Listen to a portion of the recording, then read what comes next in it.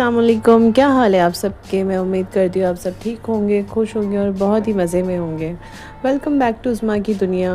और बस ब्रेकफास्ट बन रहा है यहाँ पर। और ब्रेकफास्ट में मैंने जैसे कहा था ना, मैंने कल आटा बचा के रखी थी। मेथी के जो पराठे मैंने बनाई थी, मैंने उसमें से आटा बचाया था सुबह मॉर्निंग के लिए। तो फिर मैंने यहाँ पर उठने के बाद में सोचा कि क्या बनाऊँ इसका। मुझे लगा नहीं था कि बच्चे उठने के बाद में पराठे मांगेंगे, बट मोहम्मद ने तो सबसे पहले उठते ही पराठा मांगा। कहना मम्मी मुझे वो रात वाला हल्दी वाला पराठा खाना है।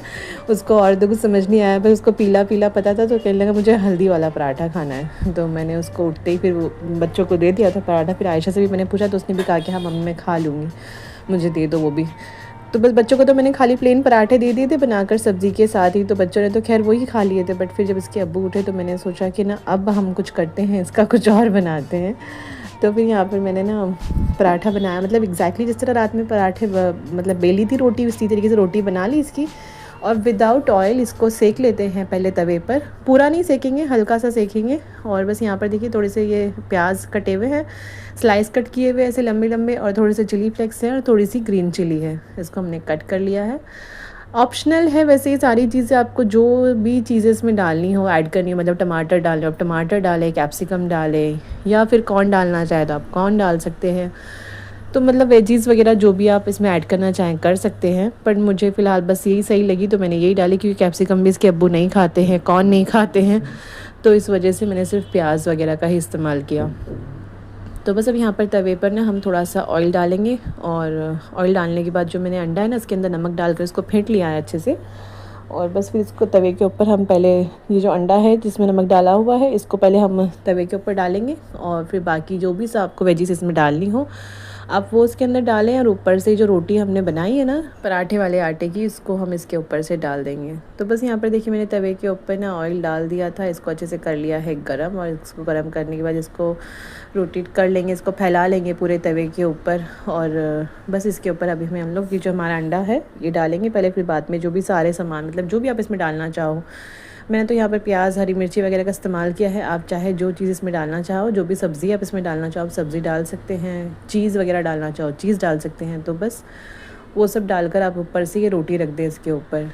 तो खैर ये अच्छा लगा, मतलब बनाने में ना टेस्ट अच्छा आया, क्योंकि वैसे नॉर्मली मैं बनाती हूँ, कभी कभार बनाया मैंने पहले भी इस तरीके से, बट मैंने वो प्लेन पराठे के साथ में बनाया है ना, तो प्लेन के साथ भी अच्छा लगता है वैसे तो, लेकिन ये वाले पराठे के साथ में ज़्यादा अच्छा लगा, ये इसका टेस्ट इसके साथ में ज़्यादा अच्छा लगा। तो बस इस तरीके से आप बना लें तो मज़ेदार लगेगा। ये भी एक तरीका है इस आटे का यूज़ करने का। अगर आप एक्स्ट्रा बनाओ या अगर आपसे एक्स्ट्रा हो जाए तो भी आप इस तरीके से कर सकते हैं ना। नॉर्मली अंडा पराठा तो खाते ही हैं रोज़, लेकिन इस तरीके से बनाकर खा लो तो इसका भी टेस्ट अच्छा आएगा। तो बस यहाँ पर बन चुका है। मुझे लगा था बच्चे नहीं खाएंगे पराठे ना सुबह में उठने के बाद में, बट लेकिन बच्चों ने तो बड़े शौक़ से पराठे ही मांगे। मतलब मोहम्मद अक्सर कई दफ़ा ऐसा होता है कि मोहम्मद ना सुबह उठते ही ना ब्रेकफास्ट के लिए नहीं बोलेगा, करता भी नहीं है, मूड के हिसाब से करता है। अगर फ्रेश हो जाए वो किसी दिन तब तो वो ज़रूर नाश्ता मांग लेगा, मम्मी मुझे भूख लगी मुझे ब्रेकफास्ट दे दो। बट अगर कई दफ़ा ऐसा होता है कि ना उसका वो फ्रेश नहीं होता है तो फिर वो खाता ही नहीं है सुबह उठने के बाद में। बट लेकिन आज तो उसका मन कर रहा था, शायद उसको रात में पराठे बहुत पसंद आए, और वो भी सब्ज़ी के साथ में, मतलब सब्ज़ी चाहिए थी उसको। कहने लगा मुझे मम्मी ना वो जो सब्ज़ी थी ना उसके साथ में मुझे पराठे दे दो जो आपने बनाई थी ना रात में, हल्दी वाला पराठा। उसको ये तो नहीं पता था मेथी का पराठा था, वो कहने लगा हल्दी वाला पराठा दे दो मुझे। मैंने बोला चलो ठीक है तुम्हारे को देती हूँ मैं हल्दी वाला पराठा। तो इसलिए बच्चों ने तो शौक़ से खा लिया वही, वरना मुझे तो ये था कि बच्चे नहीं खाएंगे, और ये मैं बच्चों को बना कर दूँगी इस तरीके से ना, ये मैंने सोचा हुआ था। और बल्कि मैंने सोचा तो बच्चों के लिए मैं इसमें चीज़ भी डालूँगी, तो और इन लोगों के लिए थोड़ा सा मतलब अट्रैक्टिव हो जाएगा। आयशा को तो चीज़ बहुत ही ज़्यादा पसंद है, मोहम्मद को भी पसंद है, बट मोहम्मद कच्ची ज़्यादा खाता है, मतलब है ना विदाउट मेल्ट करी हुई जो क्यूब होता है ना उसको ऐसे ही दे दो तो वो ज़्यादा शौक़ से खाता है। तो बस मैंने यही सोचा था कि ना बच्चों को दूंगी तो उन लोग बहुत खुश हो जाएंगे, बट लेकिन बच्चों ने तो खैर प्लेन पराठे मांगे। तो फिर अब इसकी खाने की बारी आई इनके अब्बू की, और ये फिर मैंने उनको दिया। तो बस यहाँ पर हमारा पराठा हो चुका है रेडी, साइड बाय साइड हमारी चाय भी हो रही है। चाय एक्चुअली पहले हो चुकी थी ना, तो मैंने गैस बंद कर दी थी, पक चुकी थी, तो फिर लेकिन फिर मुझे लगा ठंडी हो गई होगी, तो फिर मैंने वापस से इसके नीचे गैस ऑन कर दी, और बस इसको अच्छी तरीके से सेक लेते। इस तरीके से जब कभी ना अंडे के ऊपर पराठा या ब्रेड वगैरह लगाकर पकाओ ना, तो उसको धीमी आंच पर सेके, ताकि ना अंदर से वो पूरा अच्छी तरीके से ना अंडा पक जाए, और ना जले भी नहीं तो ना अंदर से ज़रा थोड़ा बहुत भी कच्चा रह जाए ना तो उसमें से स्मेल आती है, और वो खाने का फिर बिल्कुल भी मन नहीं करता। तो बस यहाँ पर आप अगर इसमें चीज़ डालें ना तो इस पॉइंट पर जब आपका अंडा पूरा सिक जाए ना, तो यहाँ पर बीच में आप चीज़ क्रश करके डालें या चीज़ का स्लाइस करके डालें और इसको बंद कर दें, तो ना इस तरीके से चीज़ मेल्ट भी हो जाएगी और मज़े की लगेगी मतलब। तो बस यहाँ पर इसको उतार लेते हैं। फिर आप इसका मज़ा सॉस के साथ में ले सकते हैं, सॉस के साथ में या फिर शेज़वान चटनी के साथ भी ये बहुत मज़े का लगेगा सही में। क्योंकि ना मैंने एक दफ़ा पहले ना जब कभी बनाया था ना, तो वो जो प्लेन पराठे के साथ बनाया था वो शेज़वान चटनी के साथ में खाया था, तो वाकई में वो बहुत ज़बरदस्त लगा था उसके साथ में। अब इसका पता नहीं स्वाद कैसा आएगा, बट लेकिन वो प्लेन वाला तो बहुत औसम लगा था शेज़वान के साथ में। तो बस इसको सर्व कर लेते हैं सॉस के साथ में और खिलाते हैं इनके अब्बू को और देखते हैं उनको कैसा लगता है।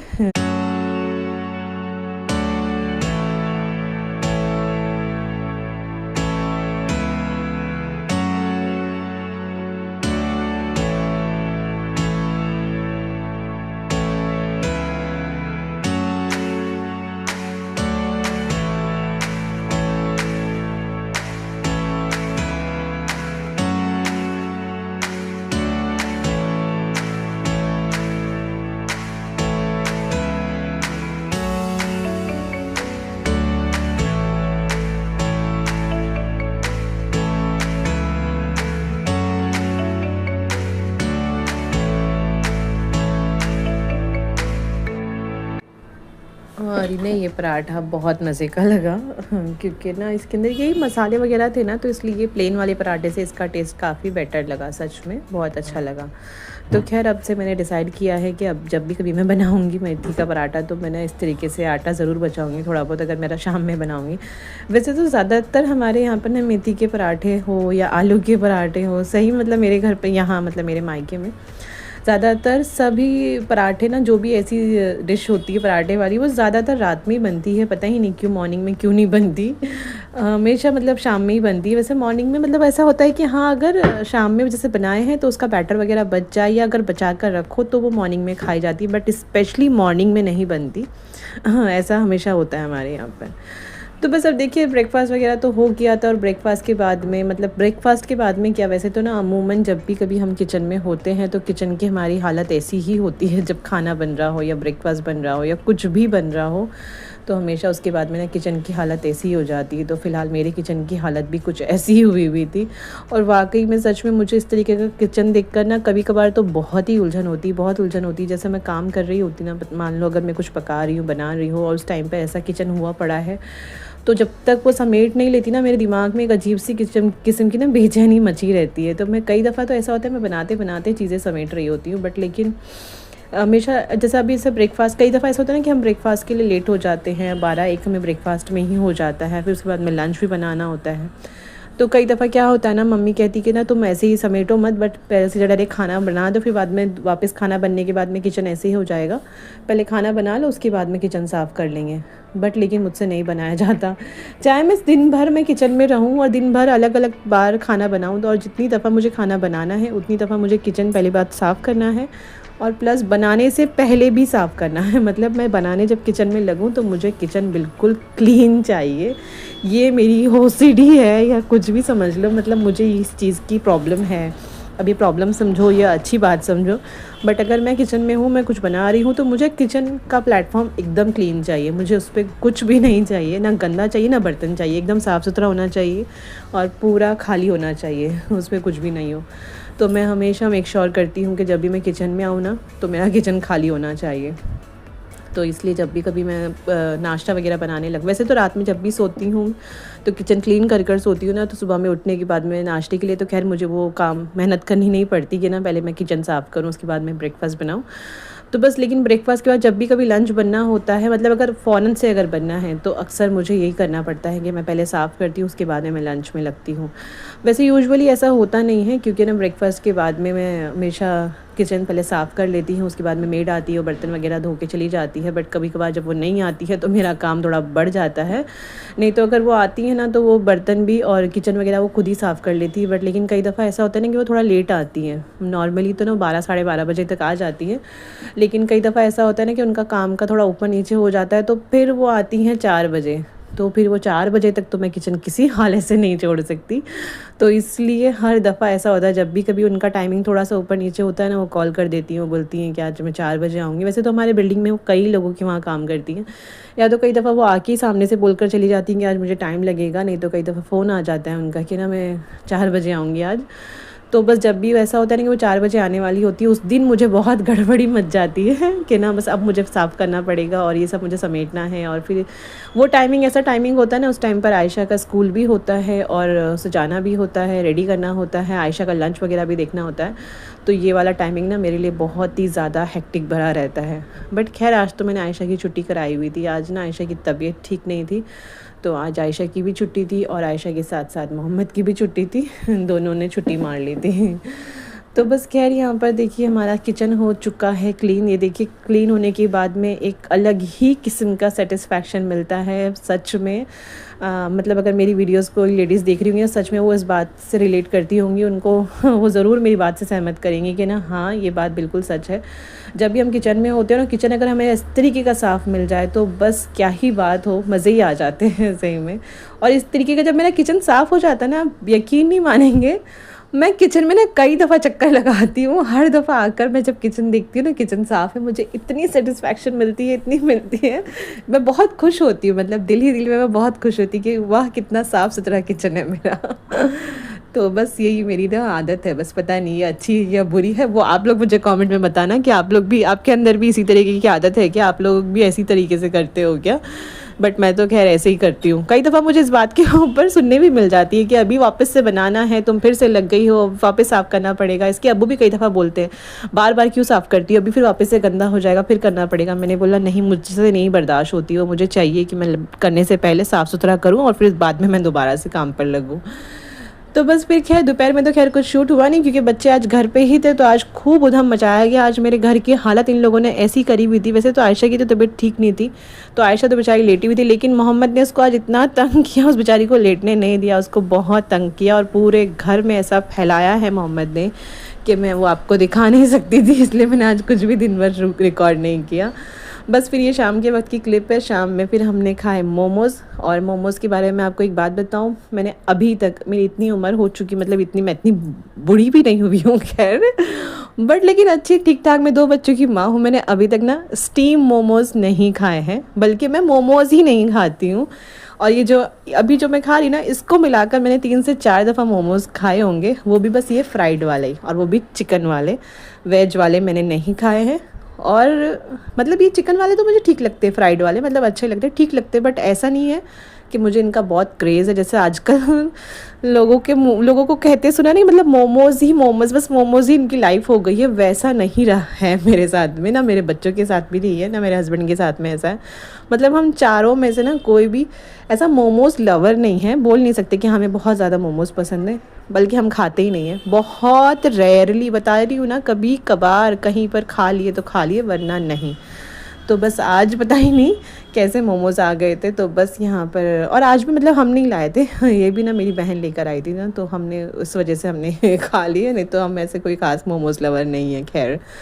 बट लेकिन ठीक ठाक टेस्ट था इनका, सही लगे, अच्छे लगे, मतलब चिकन वाले फ्राइड तो ठीक लगते हैं। और स्टीम वाले तो मैंने आज तक कभी चखे भी नहीं, चखना तो छोड़ो, मैंने देखे ही नहीं है सही में। मुझे पता नहीं स्टीम वाले मतलब लगते कैसे हैं सामने से ना, जब सर्व होके आते हैं, मुझे नहीं पता। और मुझे खाने भी नहीं है, पता ही नहीं क्यों मुझे उनको देख के कुछ अजीब सी मिची सी मचती है, अच्छे नहीं लगते, बहुत ना उल्टी जैसी फीलिंग आती है। सॉरी अगर जो कोई खाता हो, किसी को पसंद हो तो, बट लेकिन मुझे वो पसंद नहीं आते।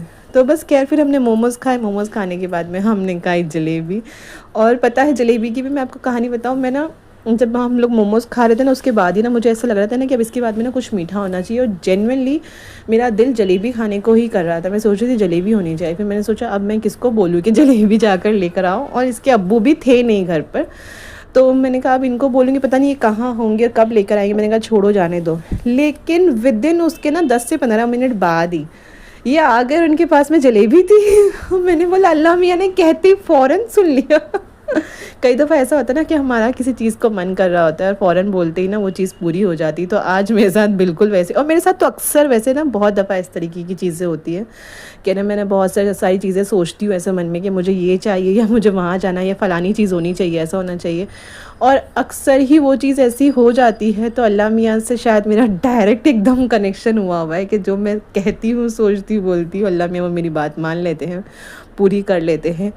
और बस दुआ है अल्लाह ताला इसी तरीके से हमारी चीज़ें पूरी करते। वैसे ना ये छोटी-छोटी सी चीज़ें हैं, खुशियाँ हैं जो हम ना मैटर नहीं करते अपनी लाइफ में, मतलब जोक्स अपार्ट के ना हम इन चीज़ों को ना वैल्यू नहीं देते कि ना हमारी छोटी-छोटी ख्वाहिशें पूरी ऐसी हो जाती है, जैसे हम ये चीज़ हमने चाही, ये पूरी हो गई, बट इन चीज़ों पे हम कभी भी अल्लाह का शुक्र नहीं अदा करते, ना इन चीज़ों को कभी इतना हम वैल्यू देते कि तो छोटी-छोटी चीज़ें हैं। या फिर कई दफ़ा ऐसा होता है कि ना हम कोई चीज़ मांगते हैं और वो पूरी हो जाती है तो हम क्या बोलते हैं, अरे इससे अच्छा तो मैं कुछ और ही मांग लेती। क्यों मांग लेती? जब अल्लाह को वही देना था तो तुमको वही मांगना था। अल्लाह ने तुम्हारे लिए वही प्लान किया था तो तुम वही मांग सकते हो, उससे ज़्यादा तुम कुछ और नहीं मांग सकते। तो बस मेरा तो कहना यही है कि आप लोग अपनी लाइफ में ना ऐसी छोटी-छोटी चीज़ों के लिए ना अल्लाह का शुक्र अदा किया करें, और जितना अल्लाह का शुक्र अदा करेंगे अल्लाह ताला उतना ज़्यादा आपको अता करेगा। तो बस अल्लाह से मांगते रहिए और ये मत सोचिए कि वो हो सकती है या नहीं हो सकती है। बस अल्लाह पे यकीन रखिए और वो चीज़ आपको इंशाल्लाह ज़रूर मिल जाएगी, क्योंकि अल्लाह के यहाँ तो किसी भी चीज़ की कमी नहीं है और वो आपको हर चीज़ अता कर सकता है। जो आप सोच भी नहीं सकते वहाँ से अता कर सकता है। और बस फिर हमारा वक्त हो चुका था डिनर का, और डिनर में मैंने बनाए थे आज येलो वाले राइस, जो किसी ने भी मुंह नहीं लगाए, वो मतलब खाए ही नहीं किसी ने शोरमे की वजह से। और वो पीले चावल ना मेरे अभी तक भरे हुए रखे हैं, बट क्योंकि ना इन लोगों ने शोरमा मंगा लिया फिर अपने अब्बू से कहकर, और ये लोगों ने शोरमा खाया और वो चावल मेरे पड़े रहे ऐसे ही। और बस अब मैं क्या बताऊँ, मेरे साथ में ज़्यादातर ऐसा ही हो रहा है। मैं जब भी कुछ बनाती हूँ ना अपनी, पहले तो मैं इन लोगों से पूछती हूँ कि तुम लोगों को क्या खाना है, तुम लोग मुझे बता दो, बट ये लोग मुझे नहीं बताते हैं। और जब मैं अपनी चॉइस से, क्योंकि मुझे पता था कि अभी जलेबी खा ली, मोमोज़ खा ली तो कुछ खाया नहीं जाएगा, तो फिर भी ना मैंने थोड़े से, बहुत थोड़े करके ना वो येलो वाले राइस बनाए थे कि चलो ठीक है। पहले मैं दाल चावल ही बनाने वाली थी, फिर मुझे लगा कभी नहीं खाए तो वो दाल खानी तो बहुत मुश्किल हो जाती। मैंने बोला चलो येलो वाले राइस तो खा ही लेंगे दही वगैरह से या किसी भी चीज़ से, घी वगैरह डाल के। बट लेकिन इन बच्चों ने वो भी नहीं खाए और फिर बस ये लोग इसके ऊपर, मोमोज़ कह रही हूँ, शौरमे के ऊपर टूट पड़े और वो मेरे राइस ऐसे ही रखे रह गए। अब मैं इतना पछताई, मैंने सोचा मुझे बनाना ही नहीं चाहिए था, मैंने बनाए भी। मुझे मेहनत से ज़्यादा ना चीज़ें वेस्ट होने का डर होता है कि ना खाना या रिस्क वगैरह फेंकना नहीं चाहिए किसी के, और वो चावल ऐसे प्लेन चावल किसी को देने भी अच्छा नहीं लगता। तो बस वो मैंने रख दिए थे। मैंने कहा मैं तुम्हें सुबह में गर्म करके ना यही दूंगी, मैं इसको फेंकने वाली नहीं हूँ।